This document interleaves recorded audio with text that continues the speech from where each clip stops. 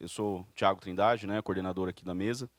E só uma coisa importante para dizer, eu sou coordenador da mesa por questões meramente formais, porque a iniciativa, a proposta foi da professora Letícia Bechal Domingues, né, ela que me provocou a gente fazer esse debate aqui, viu, Max? Mas, enfim, por questões formais, eu fiz a submissão da proposta no sistema como coordenador da atividade. Então, como várias coisas que a gente tem feito, né, Max? Recentemente, é uma atividade conjunta, é uma atividade coletiva, para fomentar essa pauta, esse debate sobre a tarifa zero. Eu queria só falar rapidamente, né, primeiro agradecer a presença de todas e todos. Queria agradecer e parabenizar a professora Débora Almeida. Você tinha perguntado, a Débora, a professora Débora, aquela lá, ó, levanta a mãozinha, Débora, dá um tchauzinho para a gente. Professora Débora Almeida, professora Rebeca Abers, pela organização do evento, né, que, enfim, a gente já sabia, né, Letícia, que ia ser assim, mas a gente está vendo, está tendo a prova concreta que está maravilhoso, espetacular.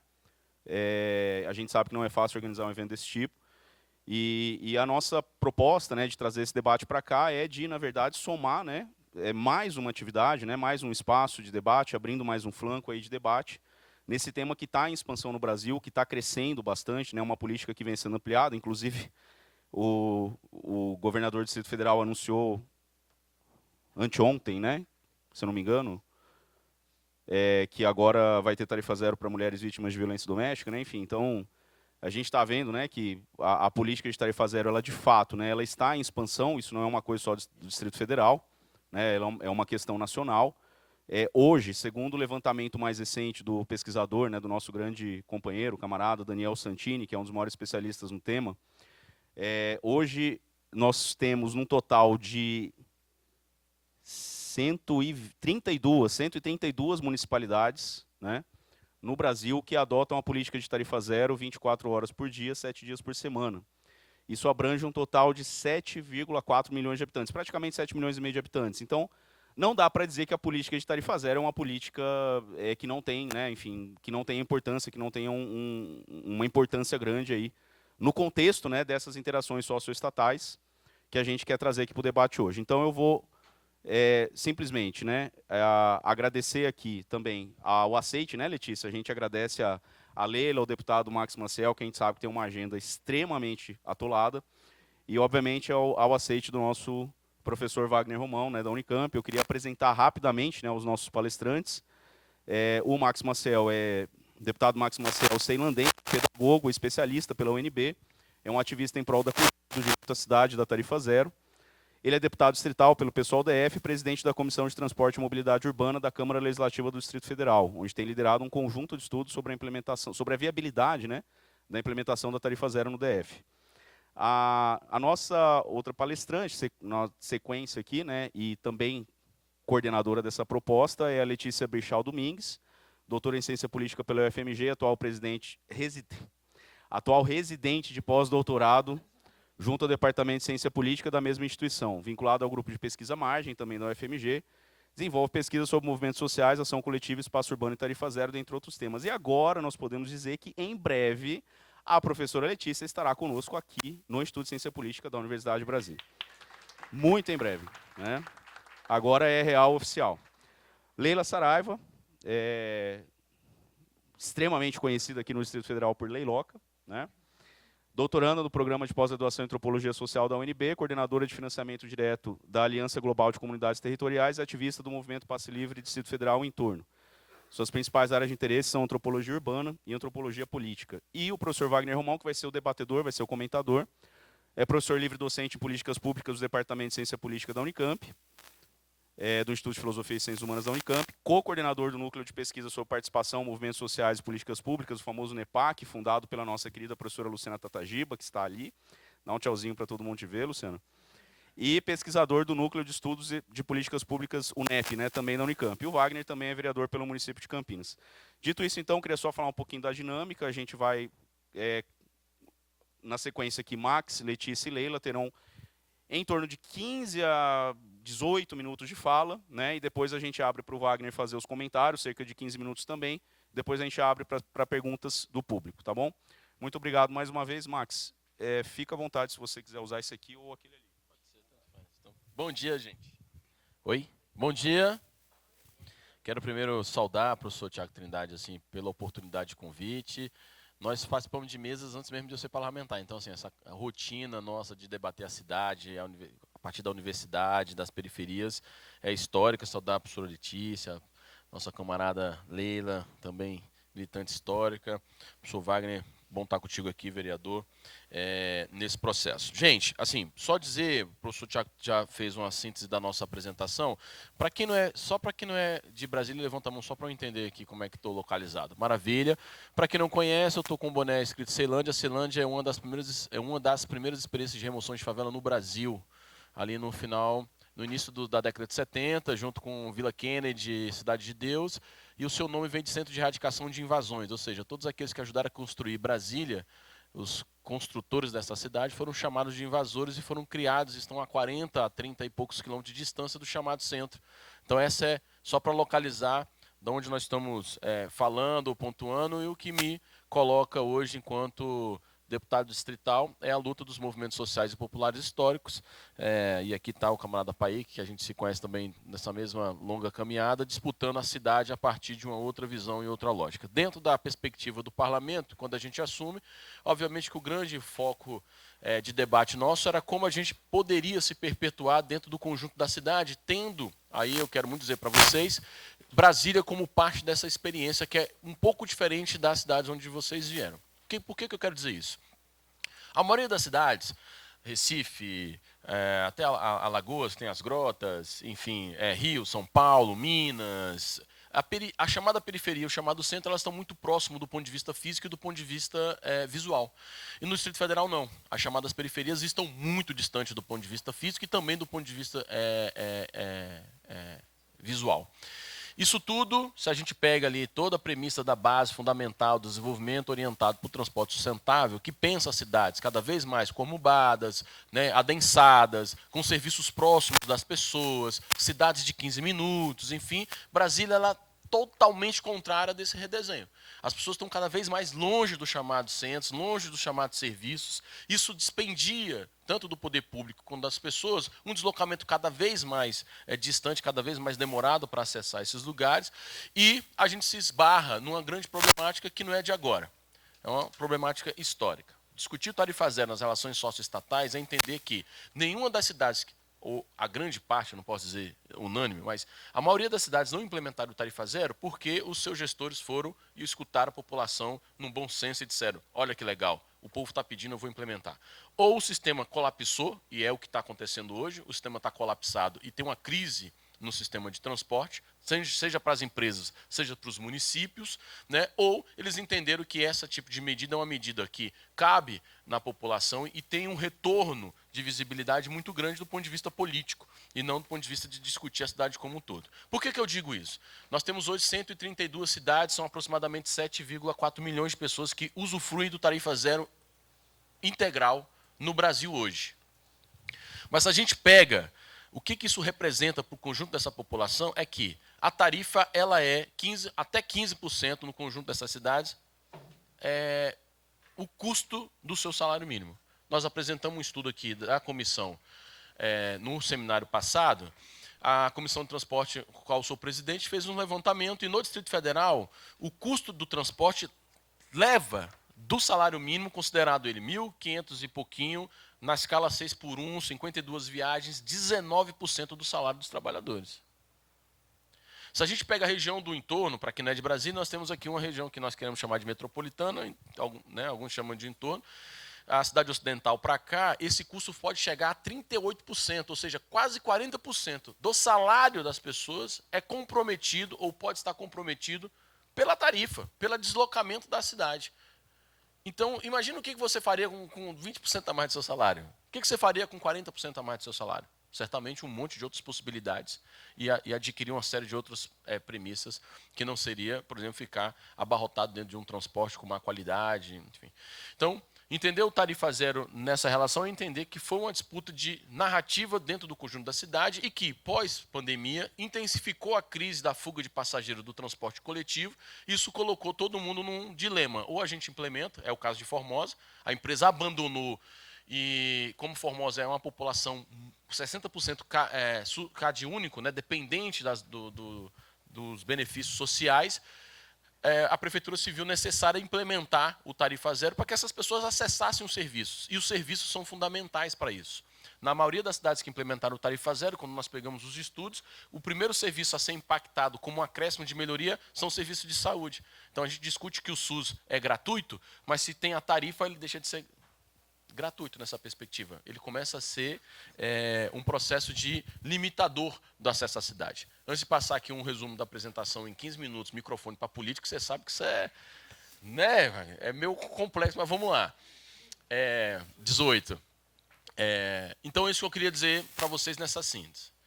O Jean Carlos também esteve com a gente, das Jefes Cidades, apresentou um estudo que 70% do município, ou seja, grande parte da cidade de onde vocês vêm, não tem transporte intermunicipal. Não existe transporte organizado dentro das cidades.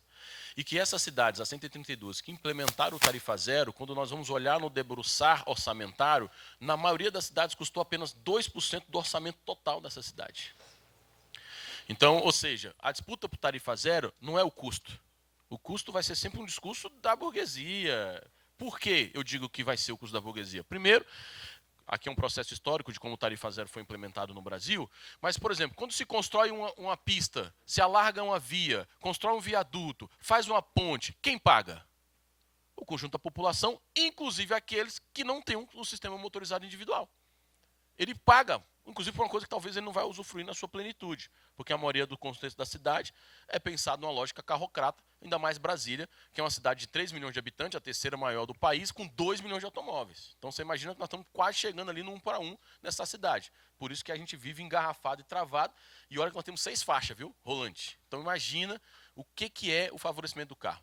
Então, toda vez que se pensa o custo, nós não colocamos na balança também qual é o impacto para monitoramento dessa via, vigilância dessa via, socorro aos sinistros de trânsito, das ocorrências que acontecem, SAMU é deslocado, polícia é deslocada, Detran, isso tudo tem um custo para o conjunto da população. Isso não é levado em conta. Mas quando você vai debater o tarifa zero, mas alguém vai pagar a conta. Amigo, alguém vai pagar a conta.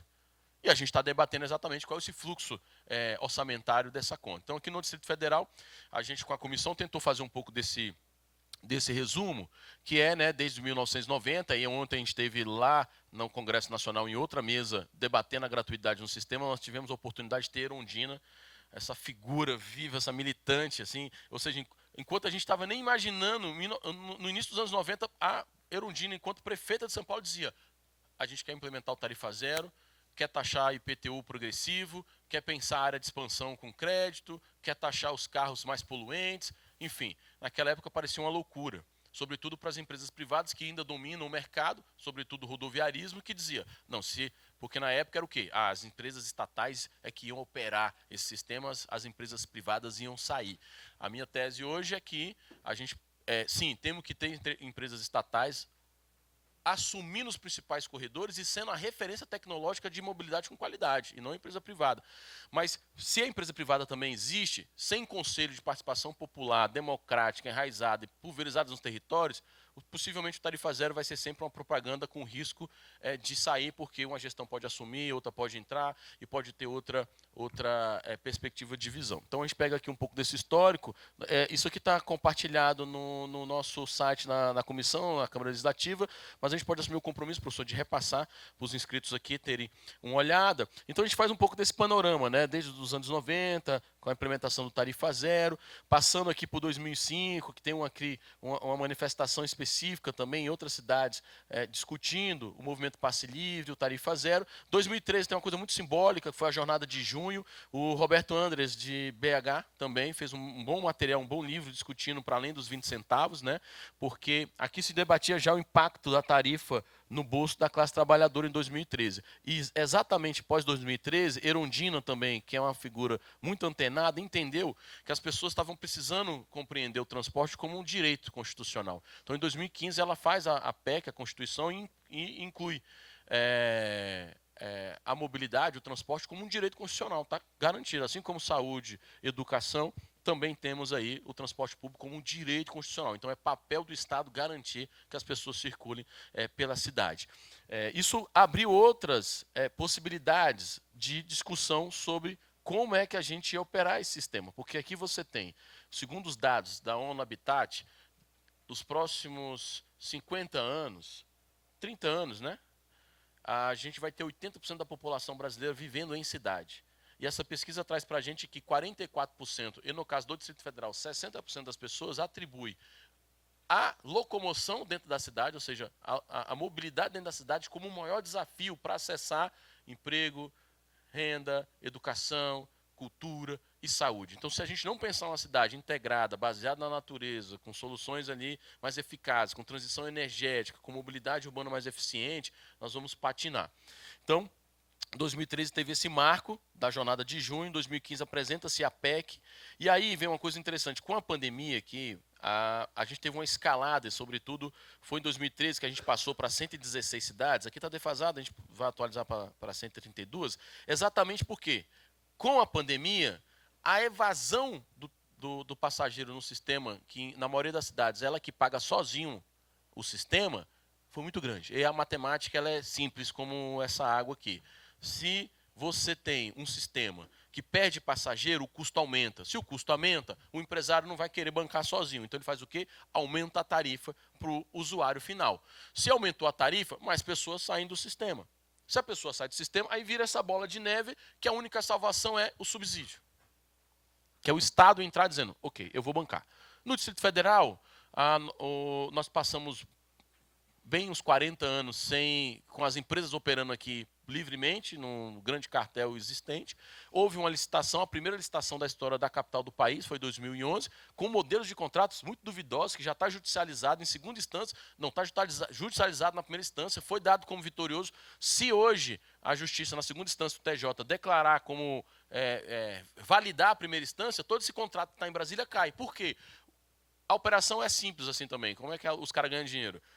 O custo deles é por quilômetro e a remuneração é por passageiro. Então, ou seja, o ônibus não anda lotado porque tem gente demais. Anda lotado porque o cara dá a pernada de 15 minutos, o ônibus lota, eu economizo o que eu levaria 2 ônibus em um ônibus só, botando as pessoas amassadas, sem ar-condicionado, com chassi de caminhão, enfim, toda essa problemática. Mas foi uma licitação feita.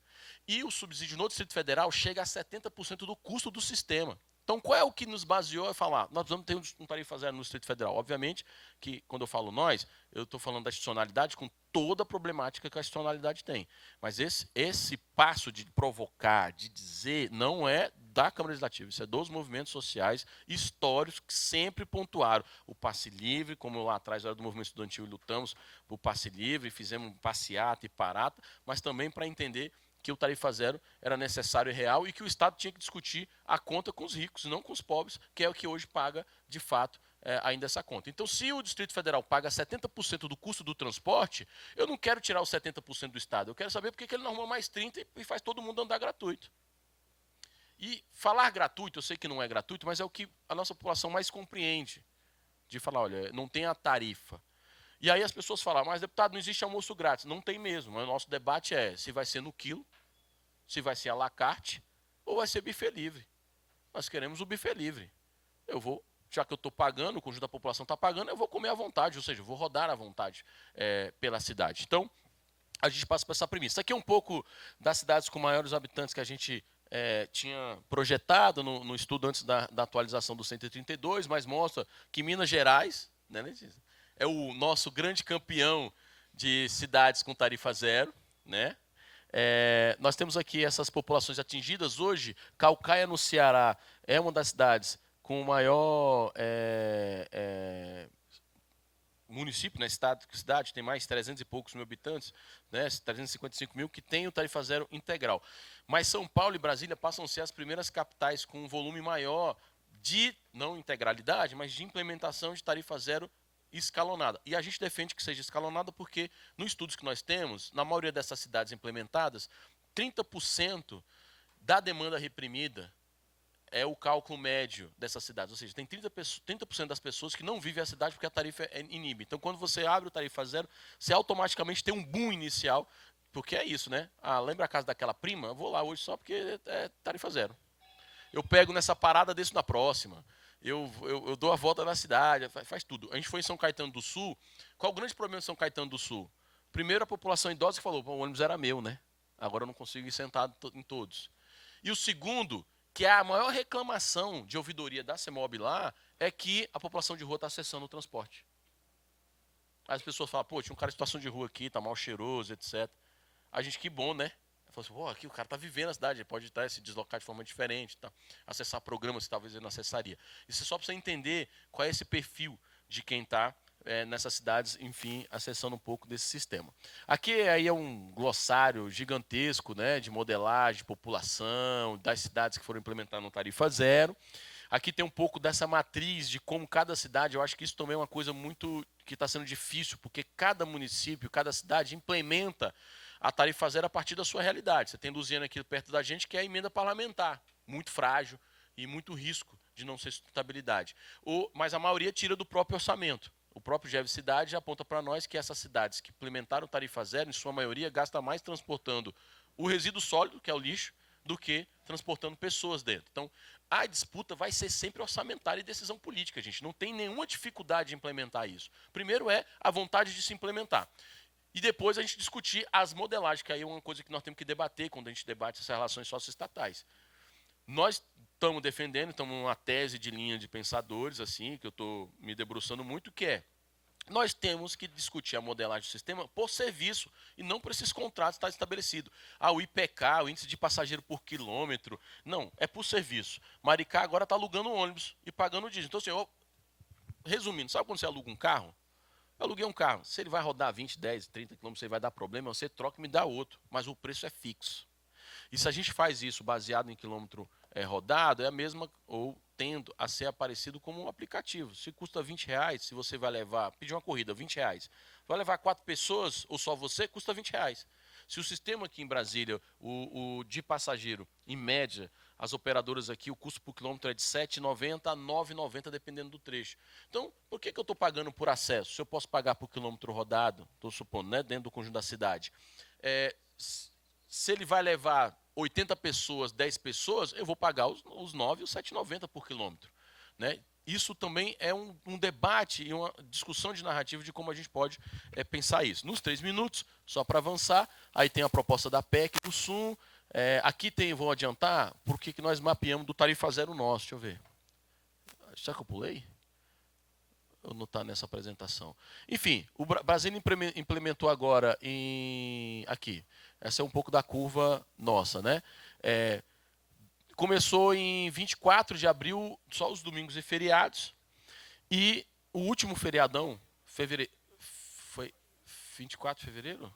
Foi pós-carnaval. Foi o carnaval, De 24 de fevereiro até agora, 5 de maio, o último domingo, por exemplo, já bateu o recorde. Nós tivemos 70% de crescimento no nosso tarifa zero aqui nos finais de semana e nos domingos. Qual o problema também da implementação do tarifa zero? Aqui, e assim eu encerro, é que os estados que implementam a tarifa zero acham que só não ter a tarifa é o suficiente para o conjunto da população. Para nós, não. Eu quero saber quem são as pessoas que estão embarcando, para onde elas estão saindo e onde elas estão indo, qual o impacto econômico, quais são os serviços que elas estão acessando, se teve ou não diminuição do transporte individual na cidade.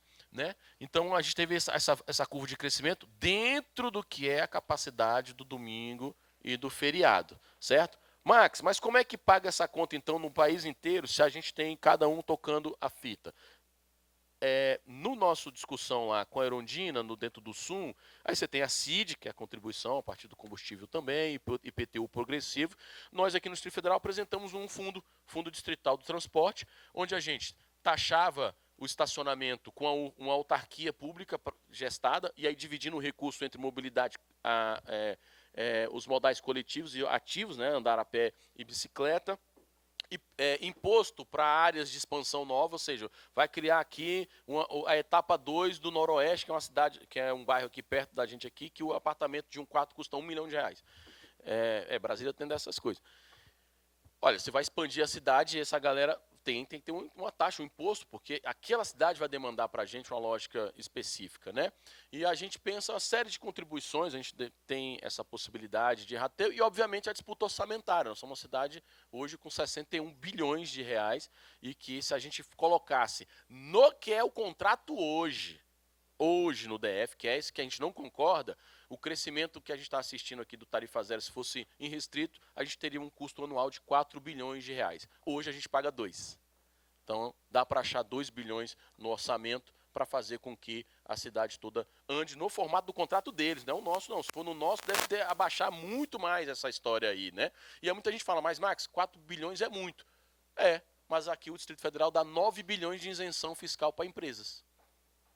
Então, se vamos dividir, olha, vamos diminuir a metade das isenções fiscais das empresas e esse restante aqui a gente paga o transporte e vamos ver como a cidade circula melhor, as pessoas vivem de forma mais apropriada. Eu sei que o tempo é curto, mas eu queria encerrar fazendo essa disputa de narrativa nossa, que é toda cidade que implementa o tarifa zero possivelmente tem uma devolução, ou demove esse modelo, porque a população empoderada do acesso à cidade e né, enfim, tem dificuldade de aceitar. E fechando só a conta remuneratória, também um debate sobre o Vale do Transporte. É um debate que nós estamos, né, debatendo, tem experiências aí do nossas, pensando em outras legislações de como a gente pode usar o Vale do Transporte, porque você tem tarifa zero, como é que o empregador fica? Então a gente quer criar um fundo, né, ou seja, um valor mínimo. Se hoje, no Distrito Federal, nós temos 995 mil pessoas, segundo o Ministério do Trabalho, com carteira assinada. Se todo mundo recebe Vale Transporte, esses, dá um total por ano de 1 bilhão e 400 milhões de reais de Vale Transporte. Se ele paga 242, a gente cria uma cota que ele paga 150 por funcionário, reduz para o empregador um valor considerável e o trabalhador tem de cara um aumento de 6%, porque ele contribui 6% na folha. Então, isso é um debate nacional. Nós já consultamos a consultoria, se a gente apresentar essa lei aqui, pode ter um vício de iniciativa. Nós apresentamos uma recomendação legislativa ao governo para que ele, né, discutisse isso, a possibilidade de criar esses fundos para engrossar e bancar esse custo. Obrigado, gente. Obrigado, deputado. Então, agora a gente passa a palavra para Letícia Birchal Domingues. Oi, bom dia. Bom dia a todas, todos e todes. Primeiro, agradecer a organização do evento pelo aceite da nossa mesa, Débora e Rebeca, pela organização do evento como um todo. Dizer a alegria de estar aqui, compondo a mesa também, né, com Wagner, Max, Thiago e Leila, trazendo o tema da tarifa zero para o PDPP. Então, a gente está muito alegre de promover esse encontro em mais um lugar. São várias pessoas assim, que a gente já tem, né, como rede, como atuação de anos conjuntos, assim, então é um acúmulo coletivo para trazer aqui para dentro do evento e, né, conseguindo nos encontrar novamente em um novo espaço. Aqui trazendo reflexões, então, sobre tanto a política de tarifa zero, quanto um olhar, né, da análise de quem estuda movimentos sociais, de quem estuda participação política, interações socioestatais, ocupando talvez 3 crachás, ou 3 parênteses nesse crachá, né, como pensadora da FMG, chegando para a UNB e militante do Tarifa Zero, BH, já chamaram de histórica? Já há bastante tempo. Então, com essas introduções, né, agradecer a todo mundo que está aqui para trocar essa ideia. E falar, né, então, assim, pegando a fala do Max, que foi ótima, para já emendar, porque você já levantou a bola, porque eu vou falar justamente sobre a proposta dessa taxa de transporte público, que a gente chama de Busão 0800. Foi o nome que a campanha, né, dado para a campanha para essa taxa. Começando para falar que terça-feira, antes de ontem, em Belo Horizonte, a gente teve um feito histórico, que a gente conseguiu, na CLJ, na Comissão de Legislação e Justiça da Câmara Municipal, aprovar a constitucionalidade da taxa de transporte público por unanimidade. A CLJ de Belo Horizonte tem 5 vereadores, 3 da extrema-direita e 2 da esquerda, centro-esquerda. A gente conseguiu unanimidade. A gente começa com esse feito histórico porque ele nos dá vários elementos para a gente pensar sobre o cenário da tarifa zero hoje. O PL do Busão 0800 conseguiu 22 assinaturas no momento de ser apresentado em 2025 na Câmara. Belo Horizonte tem 41 vereadores. O PL hoje tem mais da metade dos vereadores assinando a proposta na sua origem, trazendo uma coalizão de parlamentares e de partidos bastante ampla, de uma centro-esquerda, esquerda, para apoiar a ideia de tarifa zero. Aí a gente já, né, vai trazendo esse cenário de composição de perfis políticos que vem nesse contexto que Marx traz de uma urgência de uma solução para a crise do transporte público nas cidades. Então, à medida que a gente vê pipocando, né, toda vez que a gente faz a apresentação, a gente atualiza o número de cidades com tarifa zero. E elas vão surgindo como medidas bastante ad hoc, né, assim, os prefeitos veem a oportunidade política de fazer a tarifa zero, vê que tem, né, um grande sucesso. Daniel Santini está apresentando no Enampur um estudo que a gente fez junto, eu sou coautora do estudo, sobre um possível impacto em reeleição de prefeitos em municípios que implementaram tarifa zero. Então, a gente está ganhando um espaço político mais amplo, de uma coalizão de atores mais ampla, que está fora da esquerda, que está entendendo que a tarifa zero é uma política necessária, uma política viável, uma política que a gente pode, né, fazer acontecer. Nesse cenário, a gente tem que fazer disputas sobre o modelo de tarifa zero. Então, é mais ou menos onde Marx, né, termina a fala, eu pego também aqui. A gente tem que fazer uma disputa sobre qual tipo de contrato de concessão, se é concessão, se é uma pulverização de concessões, se é estatização, como é que a gente faz um balanço de poder, que a gente está falando de disputa de poder sobre o território da cidade, baseado, né, numa disputa do controle do capital, manifestado, né, nas empresas de transporte público, o poder popular, o poder do usuário de transporte público, para poder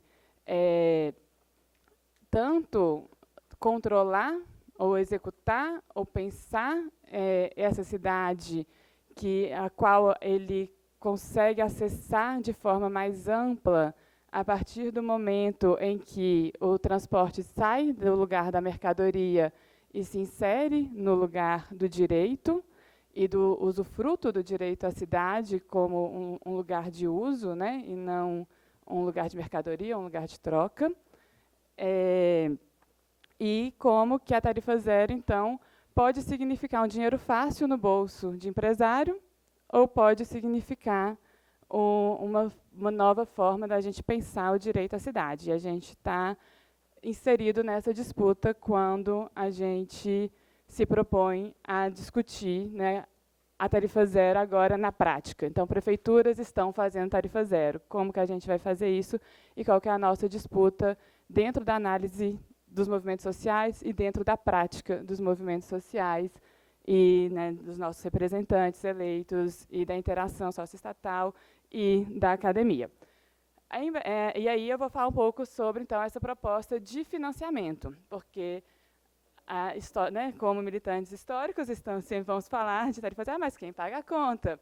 E não existe almoço grátis e tudo mais, assim, beleza, tudo bem, mas existe ônibus grátis. E a gente vai fazer a nossa proposta de financiamento, né? E aí é a campanha do Busão 0800. E a proposta do Busão, então vou falar um pouco da proposta e um pouco da coalizão de atores e o papel do legislativo, que a gente tem visto para fazer avançar a pauta. Então, na minha fala agora vai se organizar nesses 3 pedaços. A proposta, ela vem desse grande caldo social, político, que a gente constrói há muitos anos. Então, é muito difícil precisar de onde surge a proposta do Busão 0800. a gente tem uma coalizão, né, 000, uma coalizão de atores da sociedade civil, parlamentares, enfim, uma grande coalizão nacional que tem pensado a proposta do Sistema Único de Mobilidade, propostas robustas para a questão da mobilidade, e que, enfim, que esse é um pedacinho, né, essa proposta de financiamento é um pedaço dessa história. E ela vem, então, da gente insistir em responder essa pergunta do financiamento, né? Acho que a gente, como atores da sociedade civil, se viu provocados para falar assim, então a gente, já que todo espaço técnico que a gente vai, essa é a barreira burocrática que é colocada, e nenhum burocrata estava muito disposto a fazer o trabalho dele, que era sentar e fazer a conta e falar de onde vai vir o dinheiro. A gente falou, então, beleza, a gente faz. E aí a gente, no Tarifa Zero BH, então vou contar a história vinda de Belo Horizonte, acho que essa história pode ser contada também vinda de outros lugares, mas no Tarifa Zero BH, mais ou menos em 2020, a gente resolve sentar para estudar e tentar fazer essa conta de como que a gente ia financiar a Tarifa Zero. E aqui a gente tem um primeiro interlocutor muito importante nesse momento que a gente resolve sentar para estudar, e é a academia. Então, a gente, como movimento, consegue uma parceria com a Fundação Rosa Luxemburgo. Depois, né, a gente também tem uma série de eventos nacionais sobre Tarifa Zero, e a Fundação Rosa Luxemburgo é uma grande parceira, e a gente convida uma pessoa que algumas pessoas aqui devem conhecer, que é o Francisco Tavares, nosso tributarista, para discutir, para a gente aprender sobre direito tributário. E aí a gente vai fazer uma discussão de direito tributário, que depois de muitos meses chega nessa proposta de uma taxa de transporte público. O que é uma taxa de transporte público? A taxa é uma figura do sistema tributário, né? Você tem nomes para as coisas, taxa é uma dessas coisas que é um tributo. E é um tributo que você consegue cobrar com um fim determinado. Então, ele não é um imposto que você paga e cai no orçamento geral do município, e aí entra na disputa orçamentária. A taxa é um imposto que você... Não é um imposto, é um tributo que você paga, que vem carimbado, só pode ir para um lugar. Então, vamos criar uma taxa de transporte público para financiar o quê? O transporte público. E aí... e essa taxa é voltada para trocar, é meio uma ideia de trocar o Vale Transporte, que é onde que o Max estava falando. Então, a gente pensa, olha, hoje em dia a gente tem, mais ou menos em Belo Horizonte, 30% do sistema de transporte público sendo financiado por Vale Transporte, 40% por subsídio e 26% por tarifa. Então, por tarifa do usuário pagando ali na hora, na catraca. Então, a gente já tem, novamente, né, um subsídio relevante, o dinheiro público já sendo colocado, o Vale Transporte, que retém 6% do salário do trabalhador, que é o trabalhador mais pobre, porque quando recebe mais de 2 salários mínimos, não compensa, então, pagar o Vale Transporte, e a tarifa, que também né, quem anda de ônibus é quem, basicamente, não conseguiu comprar um carro, não conseguiu comprar uma moto e ficou no ônibus. A taxa, então, pensa assim, a gente vai mudar essa lógica, a gente zera a tarifa, então zera o Vale Transporte e 6% do salário do trabalhador imediatamente vai para o bolso dele, ou dela, e o empregador começa a pagar essa taxa referente a seus trabalhadores. Com isso, esse dinheiro vai direto para um fundo municipal, então ele não vai direto para as empresas, e esse dinheiro seria, então, pago para as empresas, se mantém-se o modelo, né, se mantém o modelo de concessão, seria pago para as empresas a partir do cálculo da operação por quilometragem, e a partir da garantia da qualidade, porque aí o dinheiro está com o poder público, eu não vou te pagar se você não fizer o trem direito. É diferente do Vale Transporte sendo pago diretamente para o empresário.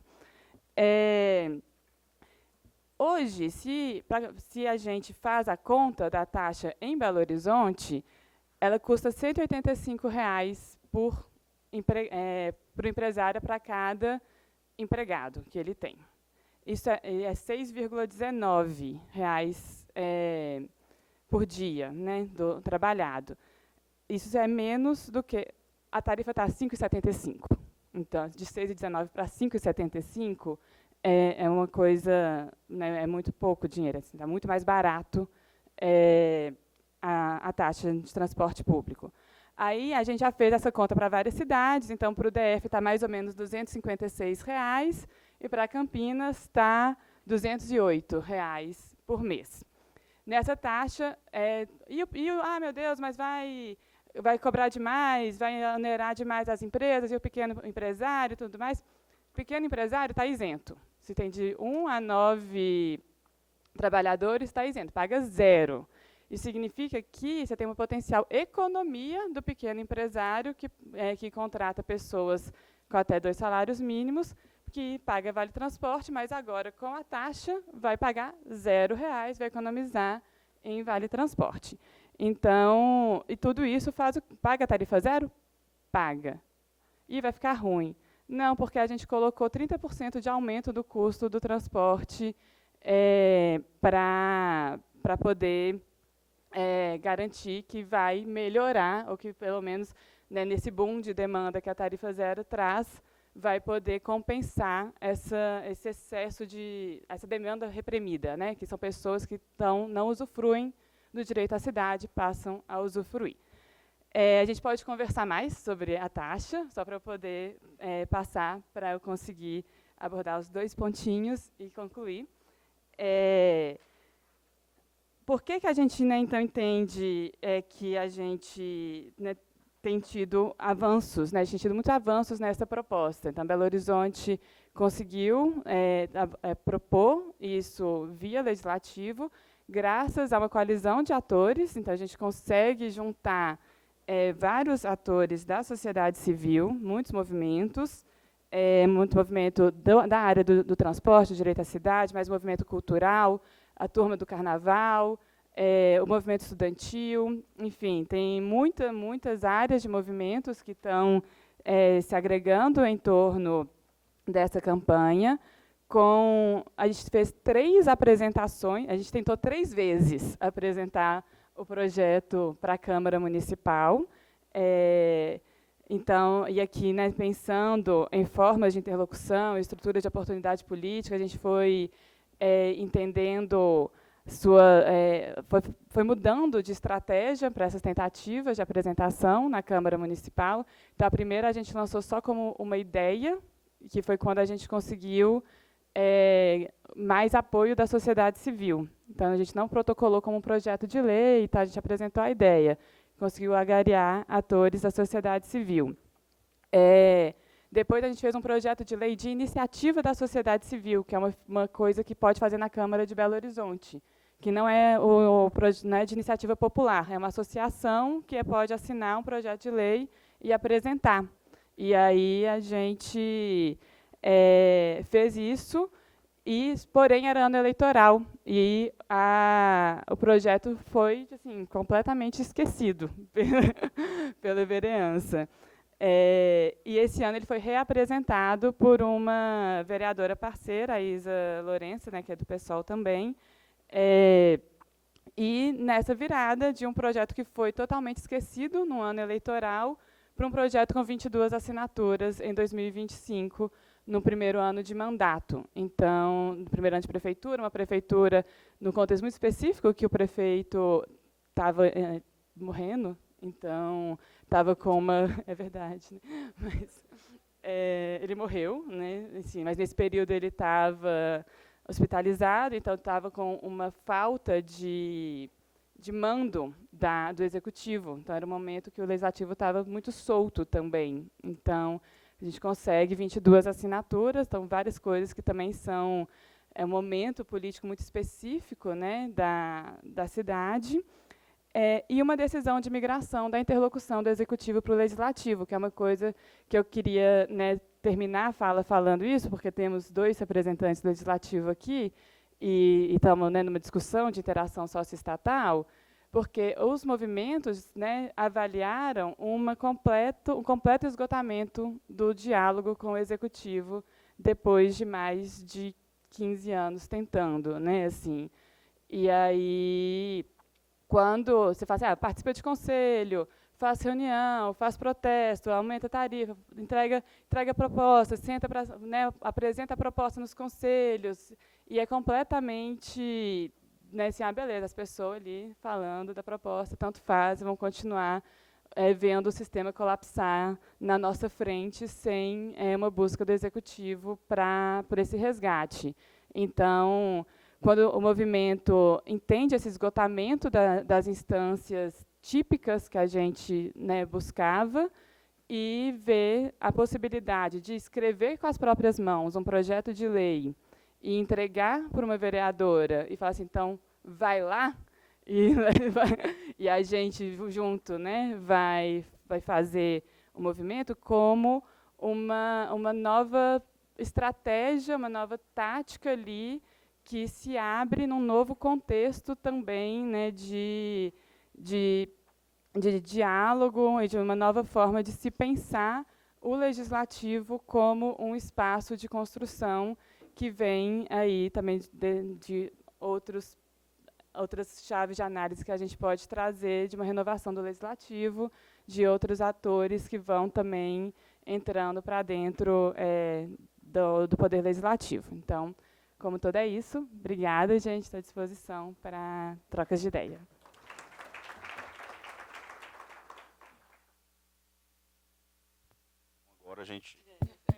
Agora a gente passa para a Leila. Obrigada, Thiago. Bom dia a todos e todas e todes. Eu acho que eu vou... Peraí, deixa eu ligar meu cronômetro aqui. Talvez ir para uma perspectiva bastante diferente das que foram sendo ditas até agora. Porque, bem, né, como o Thiago falou, eu sou militante do Movimento Passe Livre. Eu vou super recusar o rótulo de histórico, porque eu fico me sentindo num passado assim, distante, e a gente está aqui, né? Mas... E eu sou doutoranda no departamento de antropologia aqui na UNB, estou nos meus últimos momentos de doutoranda, estou escrevendo justamente sobre a jornada de 2013, que o Max citou.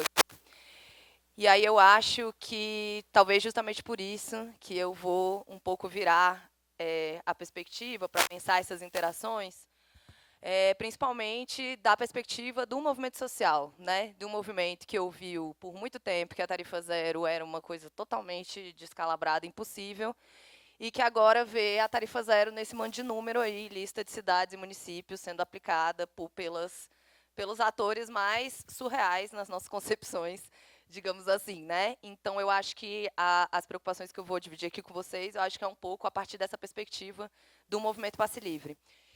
E dentro dos diversos episódios a partir dos quais essa pauta foi sendo legitimada, né, a tarifa zero, a gente teve um episódio, que é o que eu vou trazer aqui para a gente debater, que foi o Passe Livre eleitoral, o Passe Livre pela Democracia, né, que aconteceu nas eleições de 2022. E é parte desse caminhar, né, o Max trouxe uma linha do tempo ali, mas que é parte desse caminhar da tarifa zero deixar de ser uma coisa completamente impossível para ser uma política pública, né? E aí, enfim, eu vou ler aqui uma pequena parte só, que é, enfim, uma parte mais etnográfica, e aí depois vou compartilhar meus comentários. E aí eu começo essa sessão dizendo que, em 2016, o Alexandre de Moraes dizia, essa figura, que também muda muita coisa, né, desses tempos estranhos que a gente vive. Ele tem uma frase dele, enquanto ele era, eu não sei se vocês sabem, mas ele foi secretário de Segurança e secretário de Transporte de São Paulo. Vocês podem imaginar que nós, como Movimento Passe Livre, ele não temos a melhor relação possível, tendo sido secretário de Segurança e de Transporte. E em 2016, no meio de uma jornada de lutas, ele declara: o único que insiste em atrapalhar é o movimento Passe Livre. E logo em 2022, o mesmo Alexandre de Moraes diz: a garantia do transporte público gratuito é um instrumento importantíssimo para a efetivação da cidadania. Trouxe essas duas frases porque eu acho que elas são muito sintomáticas do que está acontecendo nesse processo, né, de legitimação dessa pauta. Então tá, vou compartilhar aqui com vocês essa parte. Era dia 29 de setembro de 2022 e estávamos próximos de viver o primeiro turno das eleições entre Lula e Bolsonaro. Havia muita tensão no ar. No nosso campo, um clima estranho, que misturava a esperança de que pudéssemos derrotar o Bolsonaro no primeiro turno com o medo profundo do que um segundo mandato poderia significar. Era dia 29 de setembro de 2022 e todos os detalhes pareciam ser importantes nas eleições. Depois que o prefeito de Porto Alegre anunciou que não haveria passe livre nos ônibus da cidade nos dias das eleições, de repente a pauta do transporte passou a fazer parte dessa história.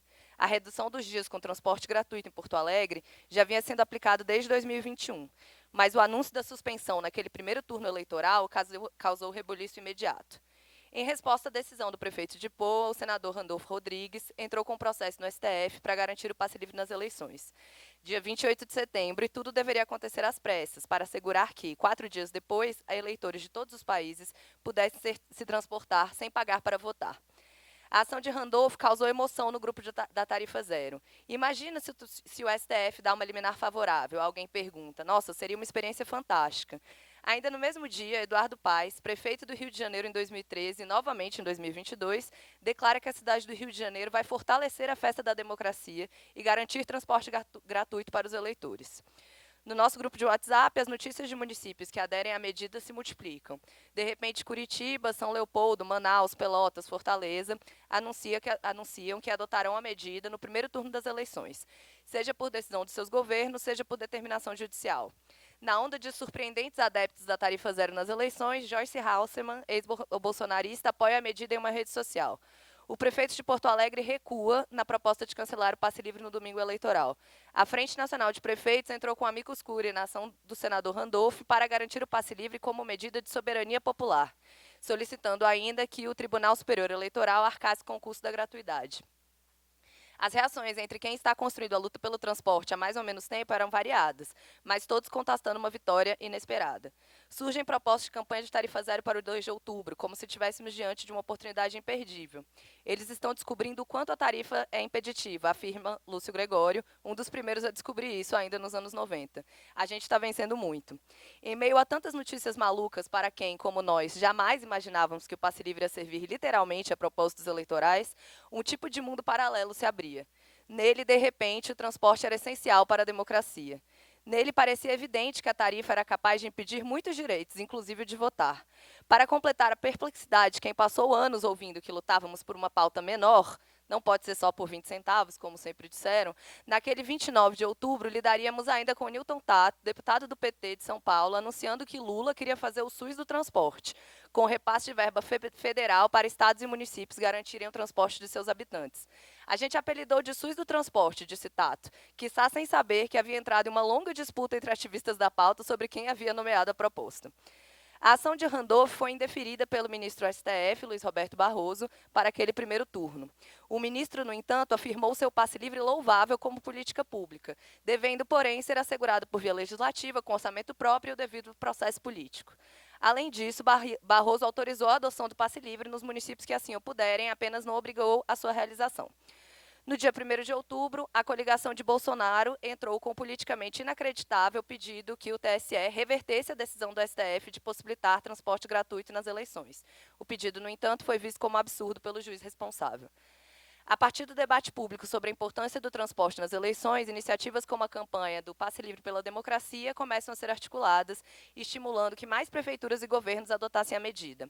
De acordo com o IDEC, no primeiro turno, 62 cidades garantiram passe livre para seus eleitores. 13 delas capitais, 48 sem qualquer exigência de documentação, ou seja, passe livre de fato e restrito, e as demais com exigência de apresentação do título de eleitor. De repente, nos víamos diante de mais uma ironia. Nós, que sempre apostamos na urgência da política para além do voto, vivíamos o sonho de tantas cidades com tarifa zero graças justamente às eleições. A surpresa daquele dia só não seria tão grande quanto a do segundo turno, com o passe livre de repente tornando-se questão central da eleição mais disputada desde a redemocratização do país. Peraí, está acabando, gente, prometo. A importância do transporte para tentar frear a abstenção entre os mais pobres estimulou a campanha do Passe Livre pela Democracia, agora com convocações de deputados de esquerda, outros coletivos e mais organizações. A abstenção e o direito ao transporte viraram tema até mesmo da entrevista de Lula para o Flow, podcast de direita, no qual então o candidato participou na tentativa de furar a bolha. Para quem já tantas vezes havia dito ser contra o passe livre, pois o trabalhador tem que ter dinheiro para pagar o ônibus e não ter passagem gratuita, eram outras bolhas que pareciam ter sido furadas. Em meados de outubro, o ministro do STF, Luiz Roberto Barroso, autorizou a dispensa da tarifa no segundo turno das eleições, ainda que não tenha aprovado a sua universalidade.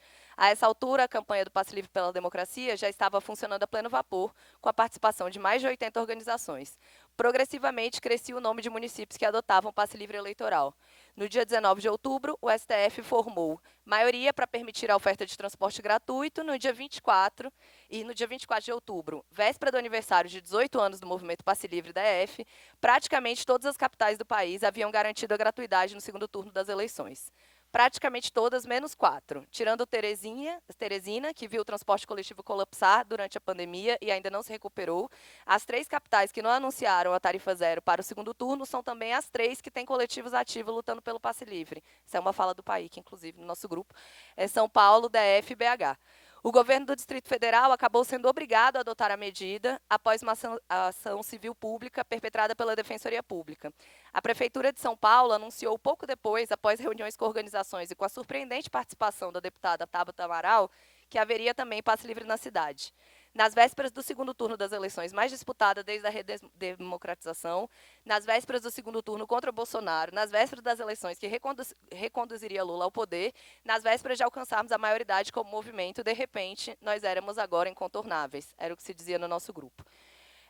Eu não sei se todo mundo tem esses números, mas no dia 30 de outubro, foram no Distrito Federal e outras 393 cidades com tarifa zero nas eleições. E, de acordo com a contagem da campanha, foram 103.465.942 pessoas impactadas pela garantia do passe livre naquele domingo. Ou seja, foi um impacto fenomenal, né, nas eleições. Para a gente do movimento, acho que a ideia de trazer um pouco esse texto é justamente, né, que a gente jamais imaginaria que uma pauta como a tarifa zero, de repente, ia estar servindo, né, nesse contexto político totalmente sui generis, a um propósito eleitoral sendo disputado pelos setores, né, mais surreais, e, ao mesmo tempo, é um resultado de um processo que é a consagração institucional de uma pauta que sempre foi visto como utópica, né, impossível. E, ao mesmo tempo, né, acho que tanto o Max como a Letícia trouxeram alguns dos fatores imponderáveis disso, por exemplo, a pandemia, né, possibilitou, não é só, né, não é uma questão matemática de a luta resultou nisso, tem vários outros fatores, a própria crise do transporte, a pandemia, como já foi dito, mas o fato é que a tarifa zero parou de ser uma bandeira marginalizada, utópico, coisa de maluco, para ser, sei lá, defendida pela Joyce Haussmann no dia das eleições, né, assim. E isso, como eu acho que talvez seja importante a gente trazer aqui, que isso causa, né, como que nós, como movimento Passe Livre, percebemos esse deslocamento, né, assim, o que isso impacta? E aí eu acho que é também pensar, né, acho que uma reflexão que a gente tem dentro do coletivo e que é uma coisa que eu também procuro pensar no meu trabalho, que de alguma forma todas essas vitórias, quando uma bandeira da luta vira uma política pública, sempre é uma vitória que tem um certo sabor de derrota também, né? Eu acho que é uma coisa que a gente sempre discutiu dentro do movimento, é que para a tarifa zero ganhar legitimidade e ser de fato implementada, a gente vai ter que contar com o apoio dos mais amplos setores da sociedade. Mas aí, quando isso chega, eu vou dizer para vocês que não é exatamente confortável, porque traz outros conflitos para o movimento, né? Assim, o que isso significa? O que a gente perde? E, atualmente, o que a gente vê, né, em boa parte dessas cidades que estão implementando tarifa zero, que o Max falou, é justamente a tarifa zero tentando ser convertida numa nova maneira de conciliação de classe, né? Assim, e aqui no DF, né, que a gente está vivendo, enfim, esse modelo que o Max comentou também dos subsídios no DF, deixa muito claro essa ideia, né? Porque a gente ficou muitos anos no Distrito Federal sem aumento de passagem, porque o governo, aliás, petista, fez uma medida de a inventar a tal da tarifa técnica, que era basicamente fazer um subsídio direto para os empresários. E aí ressaltei o petista porque, de fato, essa conciliação da tarifa zero como ganha-ganha é uma política classicamente petista, né? Assim, é a ideia de vamos eliminar o conflito social, ou seja, não vai ter mais aumento de passagem, e vamos continuar deixando o empresário lucrando em cima do transporte como uma mercadoria. Assim, é um exemplo de várias dessas tentativas de conciliação, né?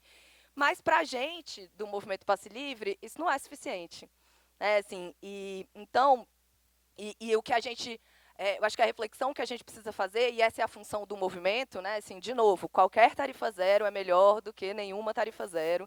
Isso é um consenso absoluto. E, sem dúvida, a própria existência da possibilidade das pessoas circularem pela cidade, ela provoca mudanças. Mas, enquanto movimento, né, e como quem está pensando outra possibilidade de existência nesse mundo, né, a gente tem que fazer outras provocações também, né? E uma delas é isso, né? A gente não pode, né? Enfim, vocês sabem que em todo o debate sobre aquecimento global e mudanças climáticas, justiça climática, existe esse termo greenwashing, né, que é quando a empresa vai lá e finge que paga um crédito de carbono ali de boa e pronto, já se salvou da crítica ambiental. E eu acho que o que a gente está vendo é justamente a tarifa zero, né, nesse esquema de conciliação, servindo como uma espécie de social washing aí, que é tentar apagar o conflito que deu a força para que essa bandeira estivesse onde ela está agora, né? Então, assim, que é um conflito de disputa da cidade, é um conflito de disputa sobre quem decide como viver, quem pode circular e quem decide sobre os rumos da cidade, no final das contas, né? Essa tarifa zero que a gente está colocando como movimento não é uma tarifa zero de apenas pagar os empresários, transferir orçamento público para os empresários continuarem lucrando em cima de um direito fundamental, né? Então, estou vendo aqui que meu tempo está acabando, mas eu acho que é isso, né? A gente tem esse paradoxo da vitória, que é sempre um paradoxo. Tem 3 ainda? Ué, então o meu está aqui, ó. Ah, é 18. Olha, gente, ó, que bom. A pessoa acostumada com pouco tempo para falar. Não, então, ótimo, obrigada. Mas eu acho que, assim, de um lado, né, a gente tem esse paradoxo necessário, que é um paradoxo da vitória, que todas as vezes, como eu disse, que a gente vai conquistar uma pauta, a não ser que a gente, enfim, acabe com o capitalismo, ela vai ser de alguma forma, estamos tentando, ela vai ser de alguma forma reagregada, né, e capturada, e, enfim, dos milhares de termos possíveis para isso, mas eu acho que a nossa função enquanto movimento, né, e enquanto sociedade é pensar, né, de novo, como que a gente consegue trazer o caráter disruptivo, conflituoso, caótico da tarifa zero para o debate. O nosso papel aqui definitivamente não é eliminar o conflito, né, mas é lembrar que conflito que a gente está trazendo, que conflito que a gente apontou, que a gente denunciou e que, como movimento, a gente denuncia todas as vezes que a catraca volta a aparecer, por exemplo, quando o aumento de passagem está acontecendo, né? Então, eu acho que o debate, né, vendo todos esses números, essas cidades, e digo, é sempre uma comemoração, o passe livre eleitoral foi uma comemoração, né, a possibilidade de circular pela cidade sem pagar a tarifa tem efeitos em si disruptivos, mas acho que o debate que a gente precisa trazer de volta e tem um texto do Paik, inclusive, muito bom sobre isso, né, beleza, viramos incontornáveis, mas como que a gente volta a ser ingovernável na nossa pauta, né? Eu acho que esse é o debate que a gente precisa trazer de volta para a cena, né? E, por um lado, a gente tem que fazer a discussão pragmática, enfim, todas as discussões são válidas, né? Assim, acho que, mas como movimento e como quem está pensando, né, para além da conquista de uma política pública, a gente precisa trazer o conflito de volta. E isso é trazer essa característica da tarifa zero, como uma forma totalmente diferente de ver, viver e estar na cidade, como uma forma de ultrapassar uma lógica de cidade que divide quem decide e quem tem a vida decidida, nos seus gestos mais cotidianos. E aqui a gente se relaciona com a proposta da gestão popular para o transporte, que o Movimento Passe Livre tem, como uma maneira, sim, de restringir, bloquear os lucros, né, que foram feitos com base na nossa exploração, e como uma maneira, então, de possibilitar, né, e gerir na prática uma forma de pensar a política que é totalmente diferente dessa que é decidida nos gabinetes, mas, de fato, vivida, né, decidida por quem, de fato, vive a cidade. Então, acho que as minhas provocações eram mais nesse sentido, né, voltar o caráter disruptivo da tarifa zero precisa voltar para a cena, né? Não só as suas possibilidades, que é possível a gente já sabe. Né? Acho que o impossível precisa voltar um pouco a ser discutido entre a gente. Obrigada.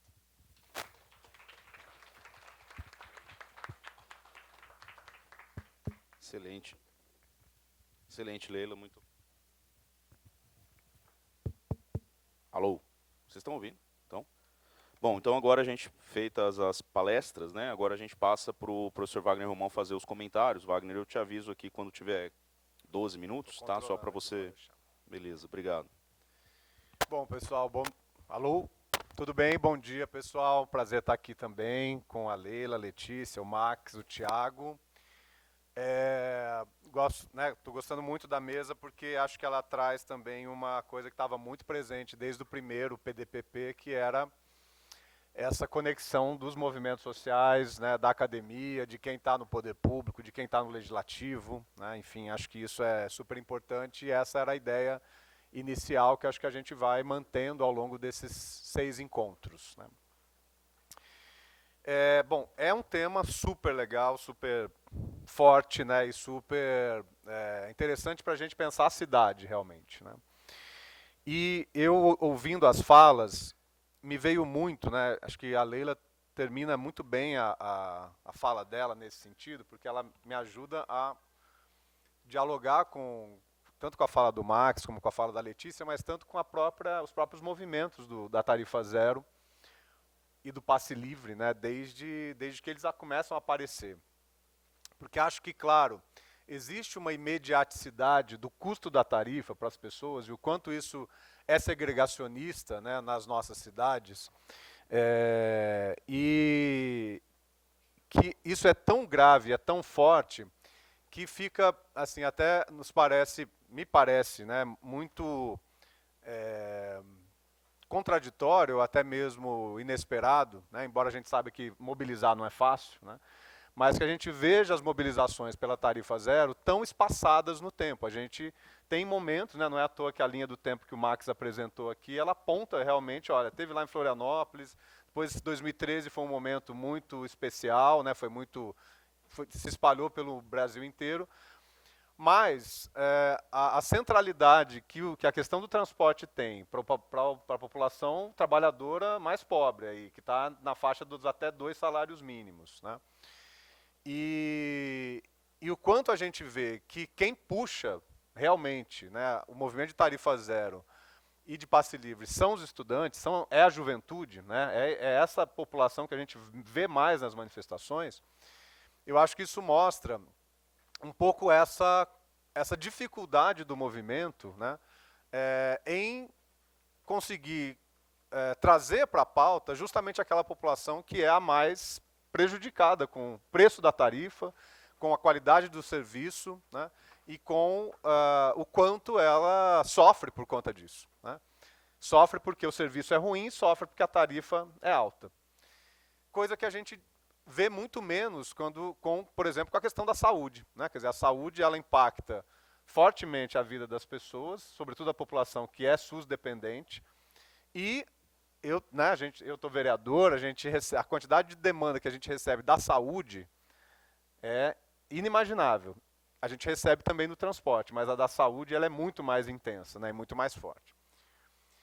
E talvez porque, e aí eu acho que esse tema é muito importante da gente lidar, né, o que está em jogo, na verdade, né, embora, claro, eu estou aqui sempre ressalvando que o custo da tarifa é muito alto, que isso pega no trabalhador, né, pega na classe trabalhadora, mas o que me parece que é o enfoque, acho que a Leila traz isso no final da fala dela, é a questão do controle do sistema. Afinal de contas, quem controla esse sistema e quem ganha com ele. Né, e essa é a questão que eu acho que é a mais fundamental. Né. E, claro, é sintomático que a Joyce Hasselman defenda e é sintomático que a gente veja políticos de direita defendendo, porque, a depender da cidade onde isso está acontecendo, muda muito pouco, né, para quem, afinal de contas, controla o sistema. Né. E eu estou em Campinas, né, eu vivo em Campinas. Campinas é uma cidade que está hoje, o prefeito, se não aprovar o novo edital, a nova licitação de transporte, ele vai correr o risco de cair em improbidade administrativa, porque o edital, a licitação do transporte já passou de 20 anos, né? Quer dizer, é um negócio que é uma coisa absurda. E no ano passado eles tentaram fazer um edital, que até era um edital bem avançado, né? Porque Campinas é uma cidade que o controle da bilhetagem é das empresas, né? Então, assim, é você entregar a raposa para cuidar do galinheiro. E quando o empresário se acostuma a essa situação, é muito difícil você ter força política para mudar isso, né? Então, no ano passado, mesmo num governo de direita, e sobretudo muito por atuação da burocracia ativista que está na empresa que lidera ali a questão do transporte na cidade, a INDEC, né, a gente teve uma situação em que o edital era muito melhor, o edital falava de mudança de ônibus a diesel para ônibus elétricos, né, eram uma mudança importante na frota, era quase metade da frota se modificaria para esse novo sistema. O controle da bilhetagem passaria à empresa pública, né, à prefeitura, à autarquia, a empresa pública que lidera aí a questão do transporte na cidade. E quando o edital foi a público, e quando foram se receber as cartas de licitação, a cena que é descrita por quem estava lá, eu não tive a oportunidade de estar, mas era de que 6 empresários ou representantes de empresários sentaram com as cartas nas mãos, foi aberto a entrega de cartas, né, e os 6 representantes ficaram paradinhos ali, quietinhos, esperando se algum deles iam romper o acordo, né, de não entregar as cartas e deixar de participar da licitação. E, no final, ninguém entregou, a licitação deu vazia, né, com os 6 segmentos ali de empresários, com as possibilidades de fazer a entrega da sua proposta, né. Então, assim, nós estamos lidando com máfia, né.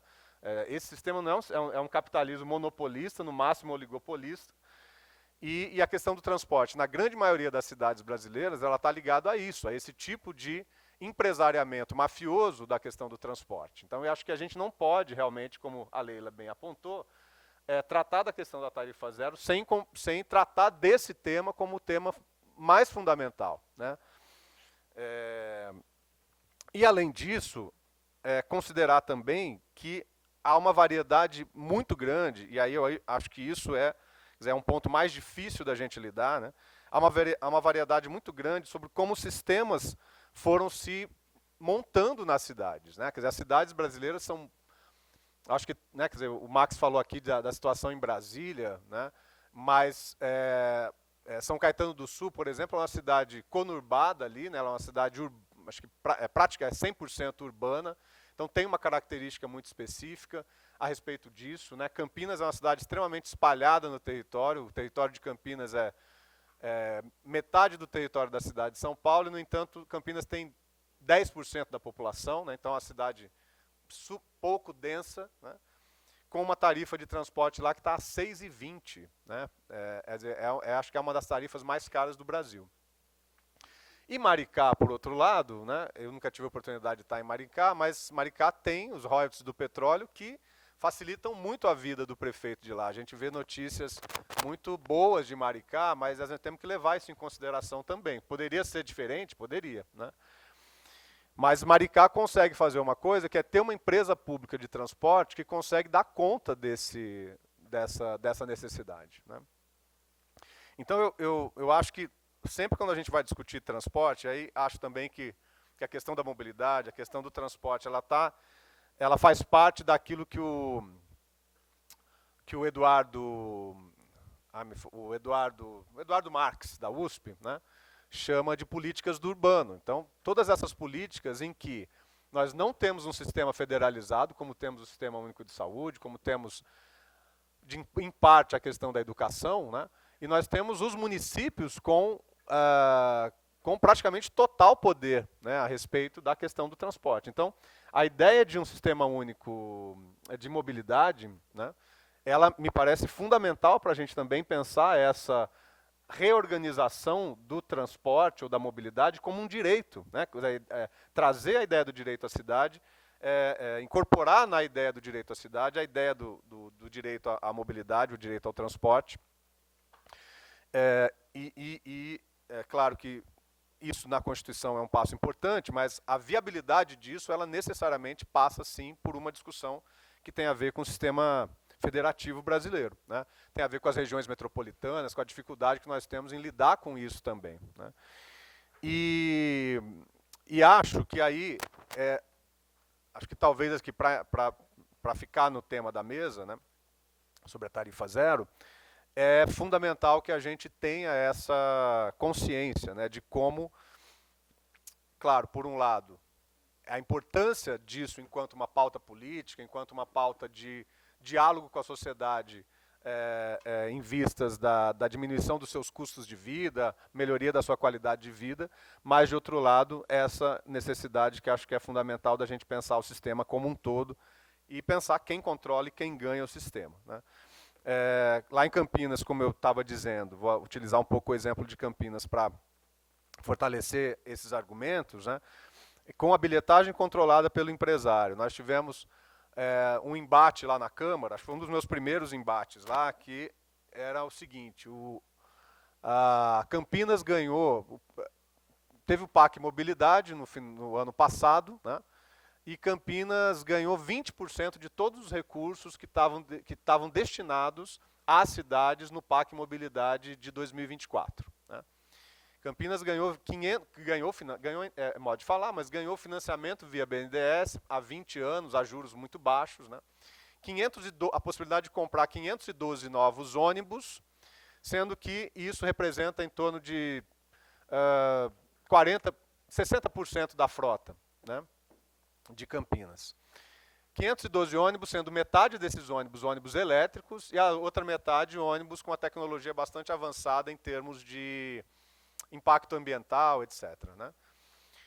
E aí a gente viu isso e achou maravilhoso, né? Poxa, nós vamos resolver o problema do transporte em Campinas com a aquisição desses 512 ônibus. Campinas deve ter 850 ônibus rodando, mais ou menos, na cidade.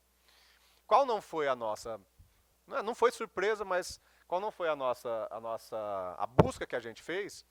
Porque o prazo estava se esgotando para entrar com a documentação relativa à compra desses, né, ao financiamento desses ônibus, e a prefeitura não falava nada. Eu fui à tribuna, né, da Câmara e disse, olha, tem uma coisa acontecendo aqui, vocês estão prevaricando, vocês mesmos conseguiram esse financiamento de 512 ônibus. E é obviamente isso passou como uma notícia no empresariado ligado à questão do transporte na cidade. E ali tem uma particularidade, não é só o controle da frota que é feita pelo empresário específico lá, que é concessionário do transporte na cidade. Mas a renovação da frota também passa por ele, ou seja, o empresário ele não é só um controlador, mas ele também é um cara que adquire, né, os ônibus para que eles circulem na cidade. Então, transformar metade da frota, ou pelo menos 256, né, ou seja, um terço da frota de Campinas, em ônibus elétricos, isso acabaria com, né, diminuiria muito a lucratividade desse empresário no seu cômputo geral, né, na sua visão mais geral sobre os seus próprios ganhos. E, até hoje, isso não saiu do papel. Né? Então, a gente continua brigando lá na Câmara para que isso saia do papel, mas até hoje isso não saiu do papel. Então, na campanha eleitoral em 2024, a nossa proposta, enquanto proposta de candidato majoritário a prefeito, também a bancada de vereadores, era de que realmente Campinas criasse uma empresa pública de transporte que pudesse, né, quer dizer, balançar um pouco aquela, talvez não com todo o campo, né, não toda a rede de transporte na cidade, mas uma empresa que pudesse balancear um pouco, né, o status quo ali entre os empresários, para que a gente pudesse promover modificações, fazer com que a empresa pública pudesse oferecer um serviço de melhor qualidade, e, claro, esse projeto foi derrotado nas urnas. Né? Então, eu aqui queria um pouco caminhar para finalizar, assim, nesse sentido. Acho que, claro, né, acho que existem ganhos muito interessantes no campo da tarifa zero. Acho que todo o trabalho, né, que parlamentares como o Max fazem, parlamentares no Brasil todo, o próprio movimento Passe Livre, o movimento pela tarifa zero, que são muito importantes. Agora, penso que botar o dedo na ferida, entender realmente quem ganha, quem lucra com o sistema de transporte como ele está colocado para nós hoje, né? Que a gente tenha que necessariamente, quando a gente pensa em tarifa zero, também pensar em qualidade desse direito ao transporte, né? De qualidade do sistema de transporte como um todo. Então, por isso, essa coisa do quem paga, ela tem a sua contraface, né? Que é a de precarização do próprio sistema, né? De certo modo. Então, essas coisas todas têm que ser pensadas em conjunto e eu tenho certeza que os movimentos parlamentares que estão muito liderando essas lutas, né, têm consciência disso e precisam trazer também esse debate para o debate que é feito na opinião pública, o debate que é feito nos parlamentos e o debate que é feito nos executivos, né. Sou um pouco menos, infelizmente, sou um pouco mais pessimista do que a Letícia a respeito do papel do legislativo, embora o legislativo sempre tenha que apontar para onde ir, né, qual que é o caminho a ser trilhado, tem que cutucar mesmo, tem que provocar, mas enquanto a gente não tiver, né, controle do executivo nas grandes cidades, nas médias grandes cidades desse país, é muito provável que todo esse, né, quer dizer, que todo esse manancial aí de energia que os movimentos têm colocado, que uma parte da sociedade tem colocado sobre a tarifa zero, acabe redundando, né, enfim, em experiências de tarifa zero que podem ser muito interessantes, mas que, por outro lado, possam manter o status quo de que os empresários acabem continuando a lucrar, de que as prefeituras acabem aumentando os subsídios para os empresários e que, ao fim e ao cabo, a gente não tenha realmente uma modificação, né, substancial do que é a questão do transporte, do que é a questão da mobilidade hoje nas cidades brasileiras. É isso, obrigado, pessoal. Perfeito, Wagner, obrigado. Gente, assim, só para explicar rapidinho, pelo protocolo, né, tradicional, a gente devolveria a palavra para os palestrantes, né, mas como a gente tem essa questão do tempo, a gente vai abrir já para o público para fazer perguntas, inclusive já pedi autorização ali para a nossa comandante em chefe, ali, professora Débora, né, para a gente estender aqui até meio-dia, né. Então eu vou abrir, mas eu vou pedir, por favor, tá, gente, para que sejam muito, assim, que não sejam novas palestras, tá, para que sejam perguntas ou comentários. 2 minutos, 2, 3 minutos para cada um, tá? Para a gente poder, aí sim, ter uma devolutiva aqui. Queria pedir para quem vier falar, pode vir aqui na frente, por favor. Só pedir para se identificar, tá? Robson, se você quiser vir, já vem. Já. Bom, me chamo Paik, sou do Movimento Passe Livre, doutor em Arquitetura e Urbanismo, mestre em Antropologia. Já que é para fazer em forma de perguntas, eu queria fazer uma pergunta. Como, sem uma revolução social, nós conseguiríamos fazer com que os empresários deixem de lucrar? Essa é a minha pergunta. Porque me parece estranha a afirmação de que os empresários continuarão lucrando com a tarifa zero como se isso fosse uma novidade. Sem uma revolução social, isso não será possível, correto? Podem ser as empresas públicas, inclusive, a lucrar, etc., mas as empresas públicas não funcionam exatamente numa lógica muito distinta, que é o que nós defendemos, que as empresas públicas funcionem na tarifa zero. E aí a pergunta que eu quero fazer já que é uma pergunta mesmo, assim, qual é o papel, como vocês veem o papel dos movimentos sociais, da luta social, no conflito da economia política que gerou esse enfraquecimento atual das empresas de transporte, que hoje são muito mais fracas do que eram há 20 anos atrás, antes desse ciclo de lutas. E por isso, por serem muito mais fracas, estão choramingando para governos financiarem elas para elas não acabarem.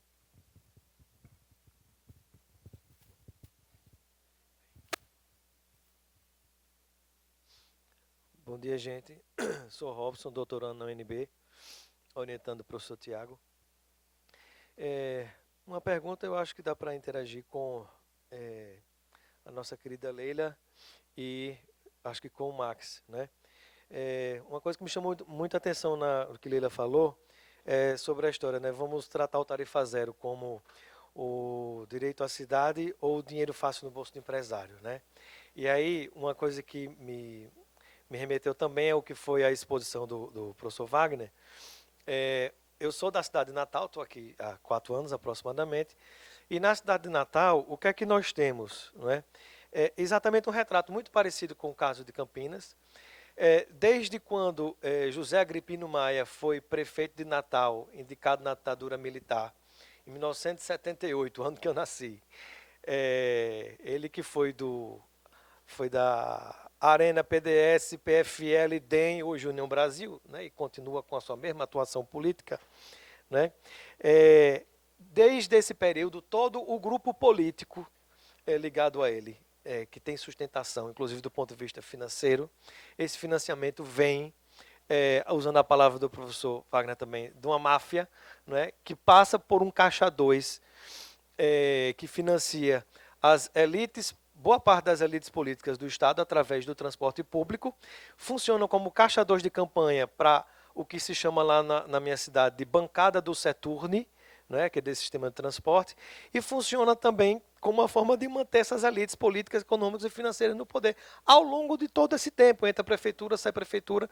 e você tem, de modo muito semelhante, os mesmos grupos, né? Então, eu acho que aí talvez entre essa questão, né, não sei se hoje já, pelo que eu percebi nas exposições, são várias possibilidades, vários modelos, cada cidade tem sua realidade e perspectiva de implantação, como falou a Letícia, né?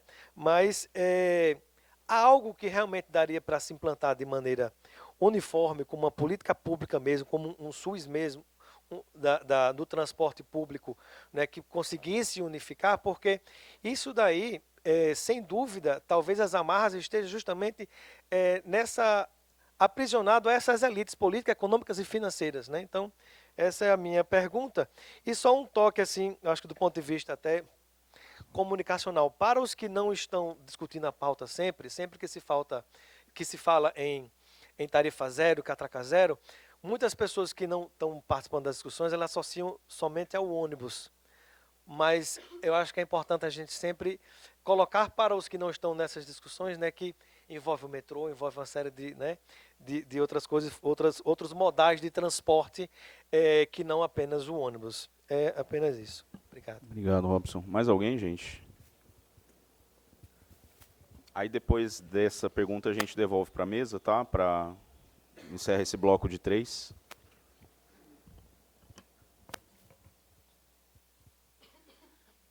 Bom dia, gente. Meu nome é Suede. Eu sou cientista político. Bom dia. Meu nome é Suede. Eu sou cientista político. Trabalho na área de pesquisa, sou pesquisadora de participação e desigualdades. E aí a minha pergunta, ela é relacionada a gente entende que muitas pautas elas acabam sendo geracionais, né? A gente defende ela por um período, só que por conta de uma mudança de realidade, de outros acessos, a gente deixa de defendê-la, né? E aí a pauta do passe livre, ela sempre foi muito juvenil, né? Ela pertence à juventude, eu defendo essa pauta. E eu queria saber se há uma perspectiva dessa pauta ser implantada na sociedade de modo que todos se preocupem com ela, que elas não passem só por períodos ou faixas etárias, né, mas que as pessoas estejam mesmo preocupadas. Porque, de fato, é muito difícil para o trabalhador com tantas preocupações relacionadas à conta, à saúde, à família e à cultura, né, porque o transporte público também ele dá esse acesso à cultura. Como? E se vocês têm alguma perspectiva, assim, uma linhagem, enfim. É isso. Obrigada. Obrigado, Suede. Então a gente pode inverter a ordem agora. Vamos começar com a Leila, então? E aí, rapidinho também, tá, Leila? Beleza. Não tem jeito de acabar com o lucro do empresário sem acabar com o capitalismo, pai, que essa foi fácil. Mas eu acho que, assim, tem algumas coisas aí que bem, é isso, né? Eu acho que, de qualquer forma, sempre tem jeito de complicar mais a situação do empresário. Eu acho que essa é a proposta do movimento Passe Livre, né? Assim, quanto mais complicado para a gente, melhor. E eu acho que você também, Pai, que fala sobre qual foi o papel do movimento no conflito, né? Que enfraqueceram essas figuras. E, de fato, né? Tudo bem, se a gente continua podendo falar de máfia. Só para citar o exemplo aqui do DF, né, a gente tinha figuras que simplesmente desapareceram da cena. Né? A gente tinha Valmir Amaral, Wagner Canhedo, eram pessoas que coordenaram o transporte, né, que mandaram e lucraram com o transporte por anos e que saíram da cena e, sem dúvida, por um conflito causado, inclusive, pelo movimento social também. Né? Assim, Eu acho que poucas pessoas, talvez, assim, trazer o nome para a rua, né? Quantos gritos, quantas palavras de ordem a gente não tem contra o Valmir Amaral, que foram depois adaptados para outros, né? Mas, assim, nomear o empresário e nomear essa figura do empresário, que por muito tempo passou incólume, é apontar para o conflito, né? No sentido do que eu estava falando. E eu acho que é uma função que o movimento, por exemplo, o movimento Passe Livre, mas não só, e outros fizeram muito bem, né? E é isso. E eu acho que uma coisa que a gente precisa muito pensar, né? Apesar de todos os dilemas, conflitos, ver a tarifa zero na boca de qualquer um, nada disso é maior do que o efeito né, e o que tem, inclusive, de disruptivo na conquista de um direito social. Né? O efeito de um direito social na rua, na vida das pessoas, inclusive, tem que estar obrigatoriamente abaixo dos dilemas ideológicos de um movimento. Né? Assim, isso aí isso não é banal, né? Assim, o que ela é feita. E aí o que eu acho que a nossa tarefa enquanto movimento social é também pensar, né, como a gente estimula que efetivamente essa dimensão do conflito que a própria tarifa zero provoca, como o Max falou, né? O morador de rua que está pegando um ônibus. Né, o que isso muda? Né? Que tipo de conflito sobre o tipo de cidade que a gente tem também aparece a partir das possibilidades que a tarifa zero trazem. E aí, só para fazer um comentário sobre essa coisa do geracional, né? Eu acho que isso é uma quase uma acusação, eu diria, que a gente vive muito, né? Que, enfim, aí, não sei se vocês repararam aqui nos militantes do movimento Passe Livre, ninguém é tão jovem assim mais, mas tudo bem.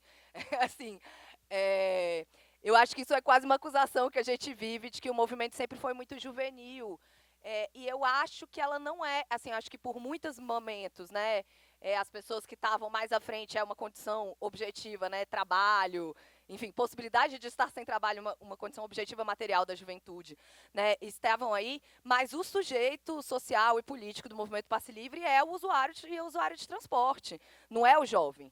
O que nos uniu desde sempre foi sermos pessoas que são massacradas pelo martírio cotidiano do transporte coletivo. E isso ultrapassa várias gerações, né? Assim, né? No sentido de reúne gente das mais diversas idades. Então, a própria tarifa zero, e eu acho que o salto que o movimento dá há anos atrás, quando a gente começa a sair da luta pelo passe livre para a luta pela tarifa zero, vou terminar, é justamente um salto de sair da base do convívio de quem faz por meio do estudante, né? E é pensar justamente para a sociedade como um todo. Então, acho que tem uma mistura aí, né? O nosso sujeito nunca foi a juventude. E principalmente agora, definitivamente. Gente, obrigada. Tá dando? Estranho, tá ouvindo? A gente não consegue entender que tá ouvindo, mas beleza. Então, gente, obrigada pelas perguntas e Wagner pelos comentários também. Eu acho que a gente está... É muito bom a gente poder fazer essa discussão sobre poder empresarial, sobre como que o poder empresarial se manifesta na cidade, que é sobre isso, né, a disputa. E eu acho que a gente, quando opta por fazer uma discussão de tarifa zero, ela pode ser criticada por ser, nossa, é super segmentada, né? Nossa, você tem uma discussão segmentada, né? Só de ônibus, quem fala, ou só de mobilidade, né? Assim, mas a gente sempre faz o esforço, toda a mobilidade, mas a gente faz o esforço de fazer um debate que é sistêmico. E a gente, né, assim, como espaço da militância e espaço da reflexão da acadêmica, né, que vários de nós somos também, é sempre sistêmico, assim. E é bom trazer isso, né, para a mesa. E eu queria trazer um elemento que tá vindo, né, dos empresários e da sustentação política que os empresários fazem, de financiamento, e, enfim, essas falas de empresário, né?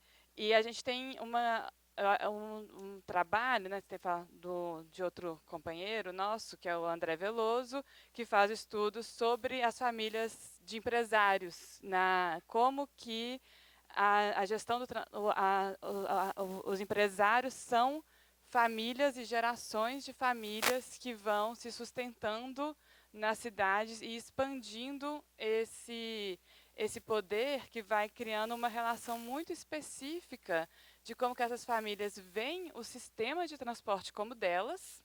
Então, é uma coisa que você vai herdar um sistema de transporte público e como que isso faz uma relação de poder de elites, né, entre quem é o empresário, quem é o político daquele lugar, e uma relação com o próprio território da cidade que se torna da pessoa, da família, e isso controla fluxos de trabalhadores. E aí a gente coloca como que, enfim, a tese é muito interessante para entender também como que é a relação desses empresários com o usuário, e o trabalhador que está dentro do ônibus, para como se o empresário, no final das contas, estivesse fazendo um grande favor para quem anda de ônibus, que eu consigo, agradeço que pelo menos tem, e aí você consegue ir lá trabalhar. Então, quando a gente também vai entendendo, né, essa figura do sujeito empresário, é muito interessante para a gente ir pensando essa disputa de poder para além né, da disputa da política, de um desenho de política, assim, mas é uma disputa de poder que acontece a partir de vários espaços, sujeitos e modelos, aí sim, de financiamento, que no final das contas, né, Leila fala assim, né, sempre enfraquecer, né, conseguir enfraquecer, a gente pensa em como pulverizar esse monopólio que os empresários têm sobre o sistema e sobre a cidade. Acho que é um pouco sobre isso. E o Sistema Nacional, só fala para olhar sobre o SUM, sobre o Sistema Único de Mobilidade, que ele pensa em várias formas de financiamento e em como fazer uma forma federativa, mas tem vários SUMs rolando, e isso é toda uma outra história que também dá para a gente conversar em outros momentos também. Mas é isso, obrigada. Max. Bem, acho que não vai ser uma tarefa muito fácil para os próximos 10 anos ainda, até porque a estrutura como o Brasil se findou na lógica da mobilidade não foi sobre disputar a cidade, foi como as pessoas iam servir essa cidade. Então, o transporte ele é sobre a lógica do serviço, é sobre a lógica de quem pode acessar esse serviço.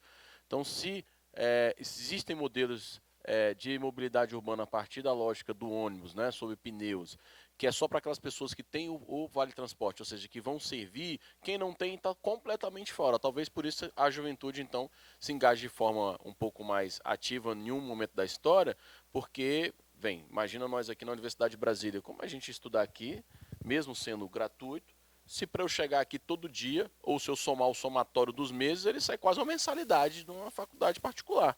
O custo do transporte, que eu teria que pegar no mínimo 4 transportes, que era um até um ponto, porque não tem linhas diretas, não eram integradas, né? Antigamente tinha esse debate. E uma universidade que, mesmo futurista, tal, é uma universidade que foi construída tem hoje mais de 2.000 vagas de estacionamento. Então diz para quem era, inclusive, a universidade. É para quem tinha carro, porque chegava aqui, isso é uma coisa interessante na cidade, Brasília é quase única no Brasil e no mundo, que você pode pegar um carro, estacionar em qualquer lugar dessa cidade, e se você quiser pegar daqui a um ano, você pega. Tem custo nenhum, tá lá o carro, privatizou aquele lugar lá para todo mundo. A maioria das cidades você taxa, você tem controle, você tem uma coisa rotativa e é cobrado, e obviamente a nossa disputa é que essa cobrança parte para alimentar a ideia de uma mobilidade sustentável, que alguns países no mundo já vem fazendo, porque, enfim, deu ruim, né? E acho que também a mobilidade entender que com os empresários é a disputa da cidade. Uma das coisas que a gente enxergou muito, que mantém historicamente os grupos empresariais fortalecidos no Brasil, é que quase sempre nos contratos de licitação se pressupõe que quem vai operar aquela linha já tem que ter uma garagem. E quem é que tem garagem? Sempre são aqueles caras de logísticas, dos caminhões, etc. Porque como é que eu venho de um estado, vou para o outro, vou disputar aí? Como é que eu tenho 7.000 metros de terra disponível nessa cidade aí para eu montar minha garagem? É quem já tem. Historicamente, quem já tem são esses mesmos agrupamentos que perpetuam nos contratos. E aí, gente, eu acho que a desmobilização também das empresas públicas, pai, que foi uma estratégia no Brasil inteiro. Tem pouquíssimas empresas públicas ainda operando esse tipo de transporte no Brasil, exatamente com o argumento de que era 4.000 itens, não dava para ter manutenção, a corrupção. Nesses argumentos a gente matou e jogou praticamente todo o lucro para o empresariado, mas a responsabilidade ainda continuava com o poder público, e continua hoje, né? A responsabilidade continua, porque se a empresa declara falência, quem salva? Aí nós. Se a empresa declara prejuízo, é nós. Aí nos contratos você vai lá, prevê demanda. Aí se a empresa não renova a frota, o ônibus é ruim, quebra, etc., as pessoas saem do sistema, aí eu tenho que socorrer a empresa porque eu garanti para ela a demanda. Aí realmente dá vontade até de abrir uma empresa mesmo. É lucrativo desse jeito, quase prejuízo zero, jogo no colo. Qual é, em tese, então, meu olhar, minha perspectiva, aí, professor, dialogando muito sentido, eu ainda acho, e nós não tratamos isso aqui muito debruçadamente, mas é o sistema sob trilhos. Assim. O sistema sob trilhos é um processo de saída energética muito eficiente. A gente está falando de eletrificação, mas ninguém está debatendo o que vai fazer com um guarda-roupa de bateria depois, como diz a nossa amiga da colisão 000. Uma hora essas baterias de lítio vão deixar. E vai para onde isso? Então, ecologicamente, até que ponto?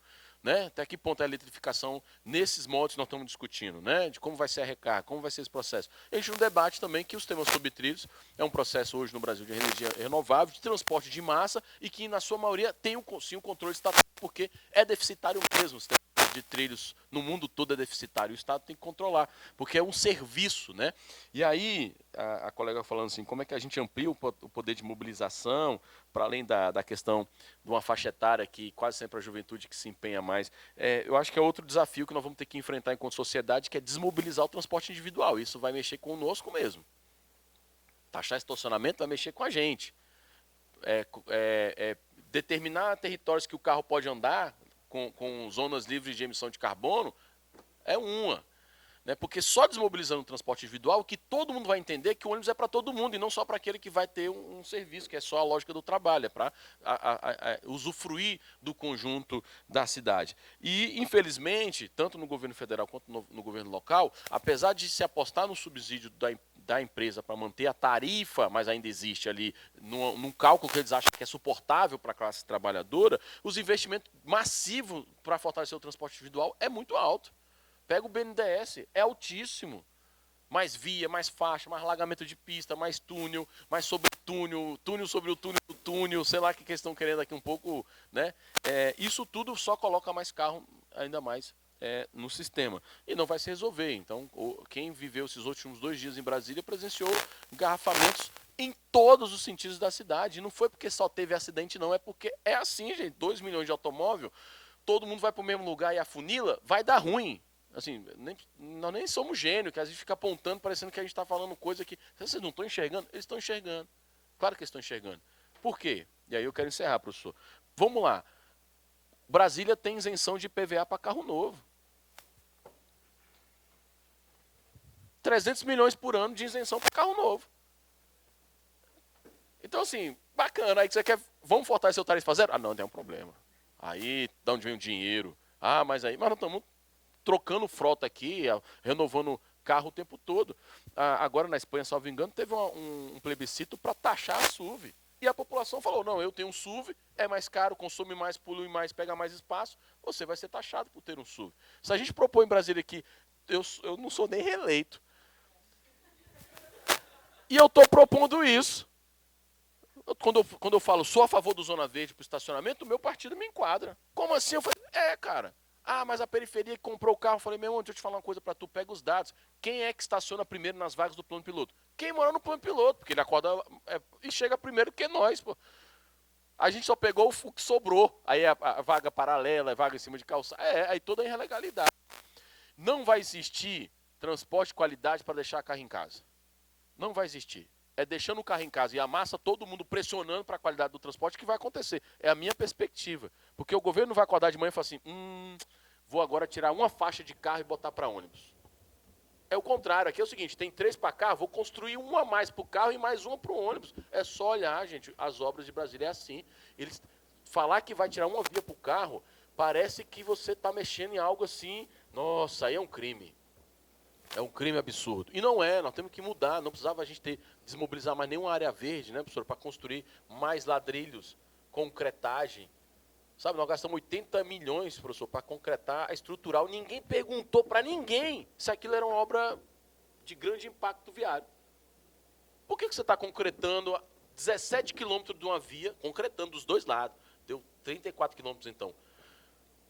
Custando 85 milhões para concretar. Ah, porque o concreto dura 20 anos. Não, cara, não estou preocupado com o concreto, estou perguntando por que nós estamos investindo nesse modelo ainda.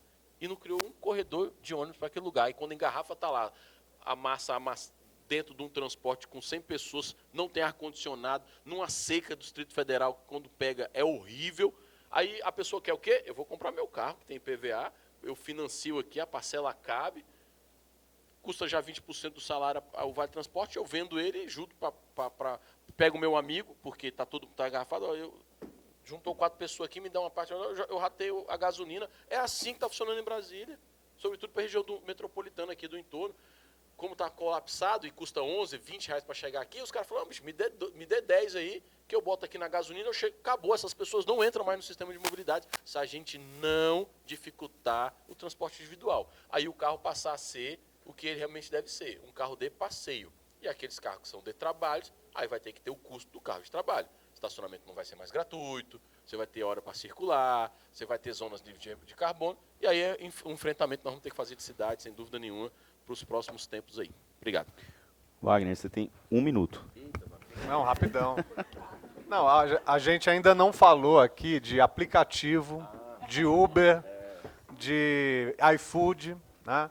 A gente não falou de Mercado Livre, a gente não falou de compra pela internet. Gente, isso aí é estrutural, isso que é estrutural. O movimento faz a sua parte, chama atenção, vai para a luta, vai para a rua, né? Mas o estrutural no capitalismo hoje é isso. As empresas estão perdendo espaço por causa disso, porque tem o Uber, que é nem sei como qualificar direito essa empresa, né? Porque tem o Mercado Livre, porque tem a Amazon, porque tem o iFood, porque tem essas big techs aí, que estão ganhando muito dinheiro e os empresários estão precisando de mais subsídio, né? Quer dizer, isso é o estrutural. Então, acho que a gente precisa também incluir no debate, se a gente está pensando para além da tarifa zero, se a gente está pensando em mobilidade urbana, se a gente está pensando em uso da cidade, né? Isso tem que estar dentro do debate também, né? Principalmente a gente que tem que pensar uma coisa mais sistêmica sobre o que está acontecendo no capitalismo e qual que é o impacto disso na vida das pessoas. É isso. Obrigado, Wagner. Gente, queria agradecer mais uma vez a presença de todos, agradecer às nossas palestrantes e aos nossos palestrantes aqui. Acho que foi mais uma atividade, né, Max, nesse intuito aí de fortalecer essa pauta. E agradecer mais uma vez a coordenação do evento pela acolhida da proposta, agradecer a Letícia por ter proposto, né, essa atividade, por ter provocado a gente. É isso, vamos seguir o debate. Até a próxima.